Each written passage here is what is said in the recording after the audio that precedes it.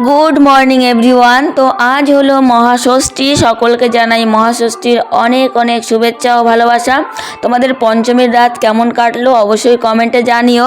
আমাদের তো পঞ্চমীর রাত ঘরে বসেই কেটে গেছে। পঞ্চমী পর্যন্ত তো প্রতিদিন ডিউটি গেছি, কিন্তু আজকে হলো মহাষষ্ঠী পড়েছে রবিবার, তাই আজকে ছুটি, বাড়িতেই আছি। তাই সকাল সকাল ঘুম থেকে উঠে সমস্ত কাজবাজ সেরে নিলাম, বাসনপত্র কিচেন পরিষ্কার করে নিলাম। তো এখন খাবো ব্রেকফাস্টে মা বানিয়েছে এখানে চা, আর এদিকে হচ্ছে নোনতা বিস্কুট। আর আবার গান শুনতে পাচ্ছেন, মণ্ডপ থেকে সুন্দর গান শোনা যাচ্ছে। মনটা এমনিই ঘরে বসে বেশ আনন্দ লাগছে।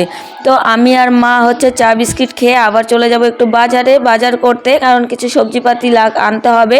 স্পেশালি কিন্তু মাছ আনতে যেতে হবে, কারণ কাল ছিল শনিবার, আমরা নিরামিষ খেয়েছি। আজকে রবিবার, আজকে একটু মাছ না খেলে হবে না, কারণ আবার অষ্টমীতে নিরামিষ হবে, প্লাস আবার মঙ্গলবার আছে।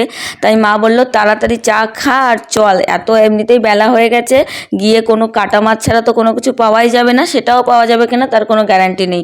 যাই হোক, মা মেয়ে মিলে তো চা খেয়ে নিচ্ছি। আর মা বললো দাঁড়া, আমি না একটা ডিনার সেট এনেছি, সেই ডিনার সেটটা একটু বের করবো। আমি বললাম বের করো তাহলে।